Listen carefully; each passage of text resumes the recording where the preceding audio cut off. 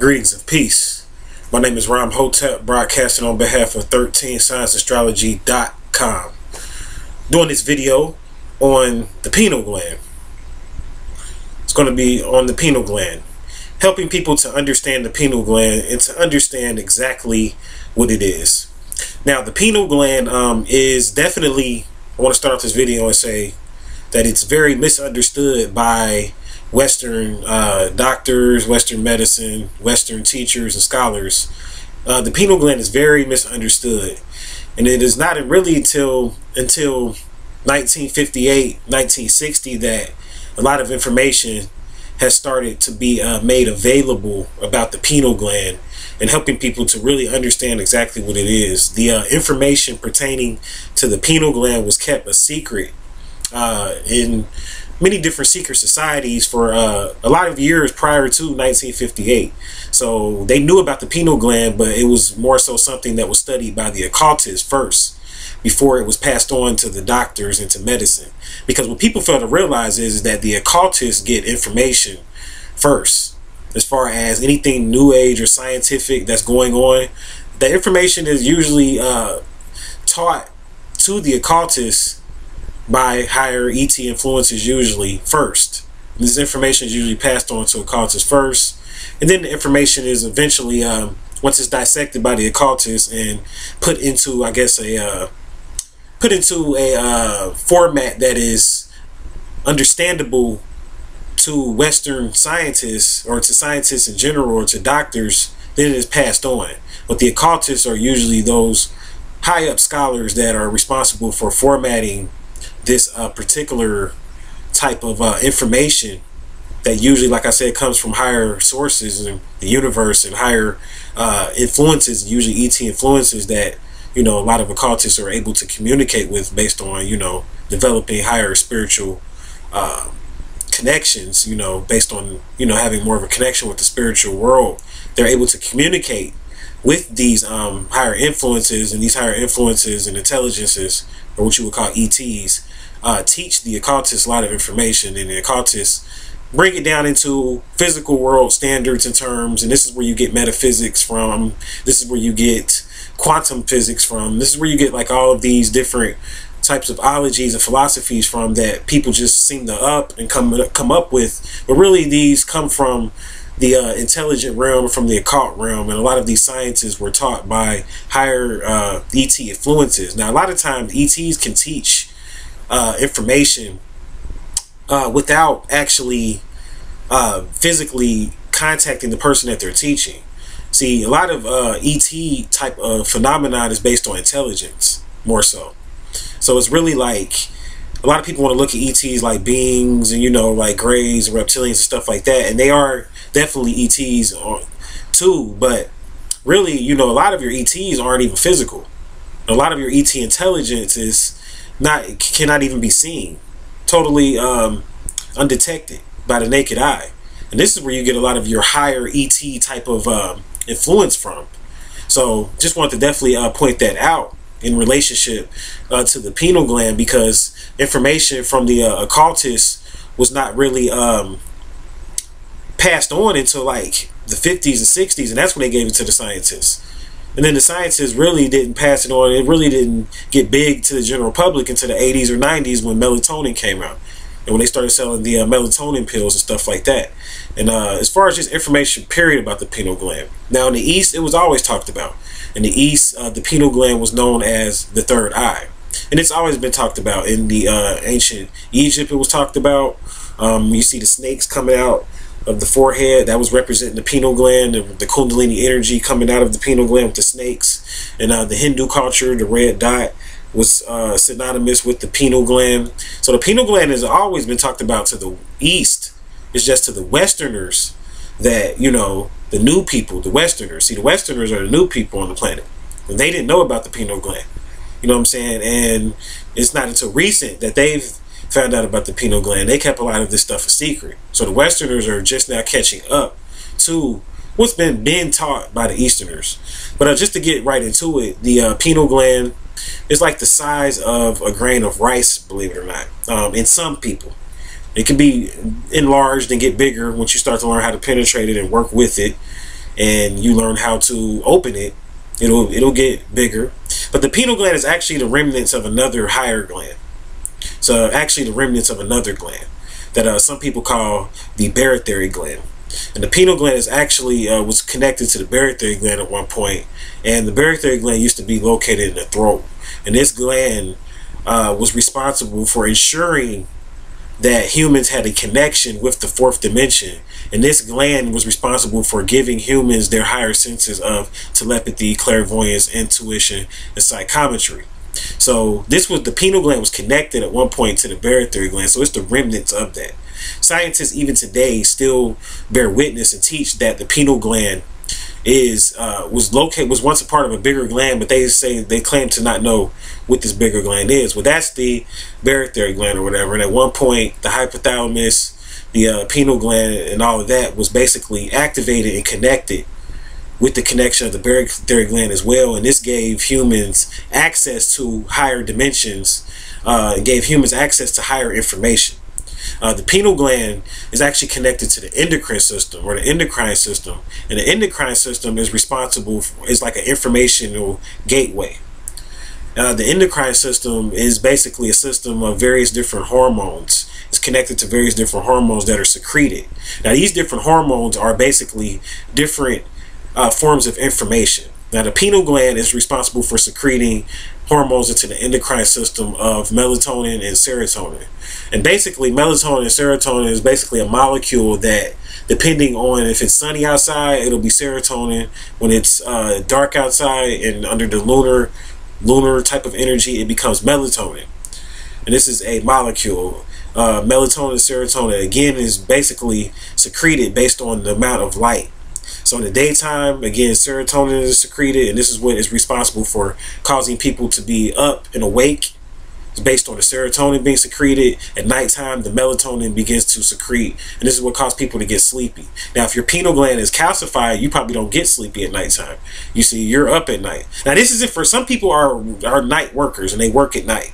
You know what I'm saying? And these are a particular species of beings that work. They can only do their creative works at night.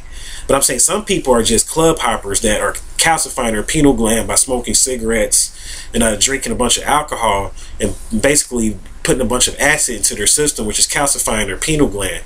And these type of people are basically can't sleep at night a lot of times. A lot of them, they're able to work third shifts and stuff like that, and they can't sleep, and their cycles are messed up. This is based on the fact that they are secreting a lot of melatonin. You know what I'm saying? Because their pineal gland is calcified, which means that the chemicals that are supposed to be secreted by the pineal gland aren't really being secreted at such a mass level. And this means that they probably get tired in the daytime. They usually have low energy. People that have low energy have calcified pineal glands. Their pineal gland is closed. Right here, this chakra right here is closed. And it's calcified. And there are ways to decalcify the pineal gland, but I have to first talk about what the pineal gland is. So it secretes, different hormones, like I said, that are connected to the endocrine system, which is responsible for passing on information. So when you have an open pineal gland, you are able to get information. See, this goes back to my original point about the ETs. I talked about that for a reason. When you have an open pineal gland, you can contact ETs and higher intelligences that you would have normally not been able to contact, but based upon the fact that your pineal gland is active and it's functional and working properly, you have contact with higher information, because the chemicals that are secreted, see, scientists just look at them as chemicals that are being secreted, but these chemicals are information. These chemicals that are being secreted, the melatonin has information in it, the serotonin. The melatonin can be used to work with a darker type of ETs. Some people call them dark terrestrials, dark matter beings. The melatonin can be used to communicate with them based on learning the alchemy process or whatever, and you can work with them based on at a certain time period, certain time of the day. You can work with these beings when the melatonin is being secreted or whatever. You can work with certain beings at a certain time of day based on working with the melatonin element molecule, because again, it's information. The ETs can pass on information to you via the hormones that are secreted, and serotonin as well. Certain beings can pass on information to you through the serotonin. So So it's a lot of deep information. And see, in science, Western science, see, they look at everything more like on a level of physical. So they'll just say, no, it's nothing else, it's just a hormone and that's it. But they don't want to, but then they'll tell you it's an informational gateway though. But then they don't want to tell you what type of information is being passed through. They don't want to tell you that you can get higher information and ET type information.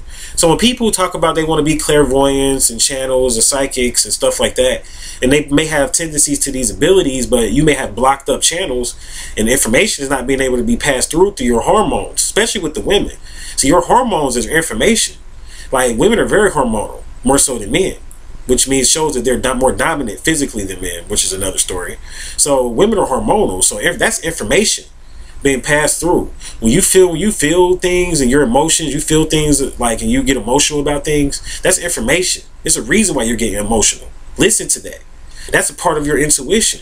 The hormones that are being secreted. When you fear a certain thing, that means that you lack knowledge about what you fear. So you need to study that. If you fear something, you should study what you fear. Like if you fear, say for instance, you fear bumblebees. If you fear bumblebees, then you should study bumblebees in depth. You should study everything about them because you fear them. And you should know everything about something that you fear, so it'll take away from the fear that you have. So it's the same thing with your hormones. I mean, for fear and all of that comes from just certain information being passed through to your hormones, and you're not able to deal with this information. You're like, why am I feeling this way? Like, say for instance, you meet a guy, like especially to the females, you meet a guy, you know you really shouldn't be talking to this guy because you feel a certain way. Like, why am I feeling like this? But you go against what you feel, what you're going against, the information that's being passed through. You might be feeling fear or something like that. That's information telling you to stay away from that person. But you go anyway, and then something happens, and you wonder why that something happened or whatever. I mean, this get date raped or anything like that. I mean, females go through these types of things. So that's a level of not being able to deal with the information that came through and going against it, which is a part of your intuition. You're going against your intuition, which is going against your ancestors and going against your guides and the angels and the higher beings. So all of these types of beings communicate through the pineal gland. You see, this is the seat of the soul. The pineal gland is the seat of the soul. This is where the soul rests and where it sits. The pineal gland, which is connected to the 6 and 7 chakras. The pineal gland, the seat of the soul, where all light information comes through to the pineal gland and then sends out this information to the brain. The brain is not where the mind is located. The brain is just a processor. It's not where the thoughts come from. The thoughts come through the pineal gland, you see. And the pineal gland is much more older than the brain. You know, it's much more ancient than the brain. Goes back further than the brain, you see. And at one point, our pineal glands would stick out. People that have like foreheads that stick out, that's their pineal gland. Those people have a bigger, larger pineal gland than some people. Beings like in Africa and East Africa that have pineal glands that stick out. You know what I'm saying? Because that's their third eye, or their pineal gland, what we call it. It's pulsating and it's there. It's right there on the forefront. Even certain reptilians, their pineal gland is right there at the forefront. Now, some beings still have their Barrett Theory gland, which was located in the throat, and it connected. And when it connects to the pineal gland, causes, like I said, the higher enlightenment. This is what you call enlightenment. The higher intelligences are able to come through once you have an open Barrett Theory gland connected to your pineal gland. Now, certain extraterrestrials are still inserting Barrett Theory glands in people.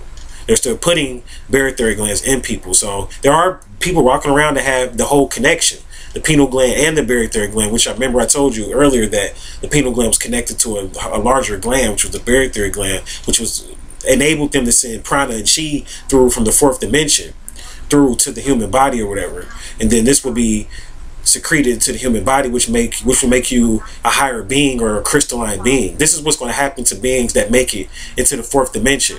These type of beings are going to become crystalline beings based on having a connection with their pineal gland, their Barrett Theory gland, and being basically plugged back in. You see, being plugged back into the 4th dimension, but still existing as a physical being, but becoming more of an exotic matter type of being. All of this can happen through the opening of the pineal gland. This is how it all starts. You cannot get to the higher levels of information about the pineal gland if you not first have an open pineal gland.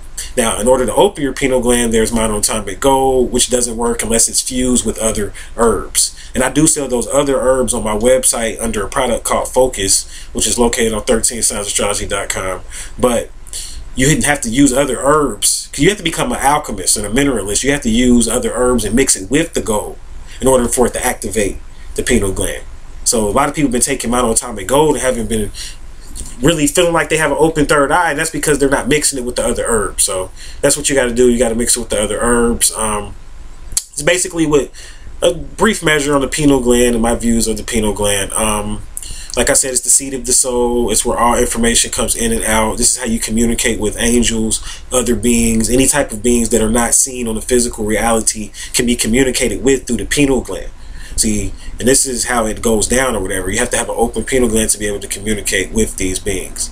Now, another thing I want to point out is that people always say, well, certain races of people that aren't melanin dominant may have a pineal gland that is calcified, is more calcified, and it's not secreting melatonin, which is why they're melanin deficient. This is definitely true. You have calcified pineal gland, and this is how the races came about, through the deterioration of the gene. You see, the races came about through the deterioration of the gene, which was based on the pineal gland not secreting certain hormones and it being calcified, and you were mating with each other with two people with calcified pineal glands mate, and they have a being that is weaker in genetics.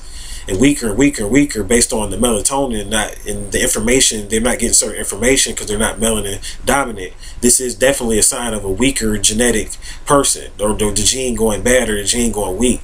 There are ways to reverse this process. As far as when you get into alchemy, the ancient Egyptians knew how to reverse this process as far as treating one with certain, like you have to open the pineal gland again. You have to decalcify it. And from there, you have to nurture it and nourish it. You see, and have to get one into tune with their sleep cycles and things like that. So it's ways. There's doctors out there that can do it. I know for sure Dr. Jewel deals with a really good pineal gland opening session or whatever. You can do it in chakra balancing sessions, and that will help to open the third eye and help to balance the pineal gland for people that are melanin deficient. There are ways to still experience a lot of information coming through. Now, people that are melanin deficient do have a soul. I don't believe that. A lot of people say, well, if you don't have any melanin, or if you're melanin deficient, you don't have a soul. That's not true. Everything on this planet that's living has a soul. If it's living, a living entity, it has a soul. Now, it might have a different type of soul, and I'll do a video on different types of souls. There are different types of souls, yes, but everything has a soul. So I'll just go ahead and point that out. Last thing I want to point out about the pineal gland is DMT. DMT is secreted actually at certain times through the pineal gland. It's been studied by some top scientists. They found out that DMT is secreted before death. Right before death, DMT is secreted, and this is how the soul escapes through the pineal gland. And the body is in a comatose state, and this is why the body, so it doesn't go into shock, DMT is secreted. And DMT is a psychedelic drug. It's secreted by the body, and it's found in different parts of nature as well. DMT is secreted, and this is responsible for taking away the pain of death. DMT is secreted during meditation. You see, a lot of people don't secrete a lot of DMT because they don't meditate. Their third eye is decalcified, it's calcified. You need to uncalcify it. And if you want to do that, again, I have ways of helping you with that through eating properly and through taking certain herbs to help you to decalcify it. But like I said, the DMT, man, is really important when it comes to the whole pineal gland thing, because the DMT is really like what helps you to get into a state of that nirvana state. When you go into meditation, it helps you to get into that nirvana state so that you can leave the body. See, when you want to begin to allow DMT to secrete so that you can learn how to leave the body. The reason why a lot of you aren't leaving the body when you're meditating is because of DMT. It's not secreting. You have to learn how to make that secrete. And you do that by just partaking in certain meditational techniques. So the DMT is very important. Very important. And yes, it is a psychedelic drug, but it is naturally created by the body. Naturally created by the body. So a lot of people take DMT to go to that state, and they claim to speak with ETs. And you can take ayahuasca, and ayahuasca is supposed to be able to connect you with different ET influences. And I'm sure it does, because of the state that your mind is in. You know what I'm saying? When you do this stuff or whatever. So I mean, the ancients did this stuff. This was a part of the initiations. You had to take certain drugs or whatever, not drugs. Actually, it's not even a drug. I take that back. And I said that marijuana was a drug in another video, and I want to point out and say, excuse me for that. Marijuana is not a drug either. It is definitely a herb. It's just banned here. It's considered a drug by the imps that control the matrix, so it's not a drug. Just to throw that out there. And the DMT is not a drug. I mean, it naturally occurs in nature. You see, it's considered a psychedelic drug. You could say that or whatever, but it naturally occurs in nature. So let's just say it's a chemical. It creates a chemical reaction, and it probably can connect you with other entities and other beings, you know. I've never partook in it, so I don't know. I can connect with other beings without taking that stuff, but I'm sure it can, because in meditation you damn sure can connect with other beings when it's secreted. So I'm sure if you take it externally, it will connect you pretty quick. So yeah, for those people that are taking that, there's a lot of information out there, you know, about DMT for those people that are interested in that. So with that being said, thank you for watching this video, and until we meet again, I'll leave you in peace.